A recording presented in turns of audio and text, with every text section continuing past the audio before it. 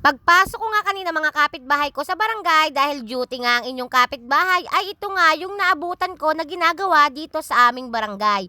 Nilagyan na nga po pala yan ng gate para mas safe ang ating barangay.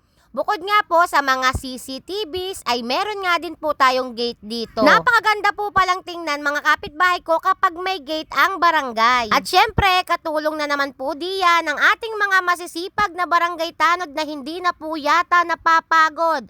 Kasi nga, kasama sa pagbabago yung pagtulong nila dito para maging maayos at maganda ang ating barangay. At dito nga sa bandang likuran mga kapitbahay ko ay nabungaran ko nga dito yung malapit ng matapos na ipinapagawang flowing nga dito sa ating barangay. Napakalakas nga ng daloy ng tubig at napakalinaw na mga kapitbahay ko. Marami nga yung makikinabang dito lalo na nga yung mga nasa tabing dagat.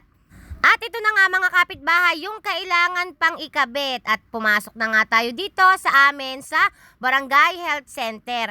Dito nga pala sa aming lugar mga kapitbahay ko ay sama-sama na ang basketball court, ang barangay hall, ang barangay health center at syempre ang daycare center na may kasamang playground. At yan na nga ang mga kasama kong BHW na talaga namang masisipag maliban dito sa isa na hindi kasali sa GC kaya naiba ang uniform.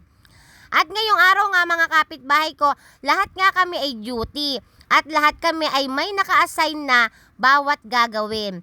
At ang inyong kapitbahay nga ay napa-assign sa pag-BBP.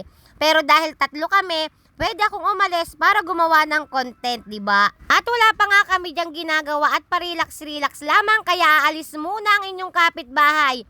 At paglabas ko nga mga kapitbahay ko ay ito nga yung naabutan ko na kung hindi ako nagkakamali ay ito yung paglalagyan ng flowing. O diba mga kapitbahay ko ngayon pa lamang napapakinabangan na kahit simpleng paghihinaw lamang. At dito nga mga kapitbahay ko ipapakita ko nga sa inyo yung nagawang extension ng court namin dito.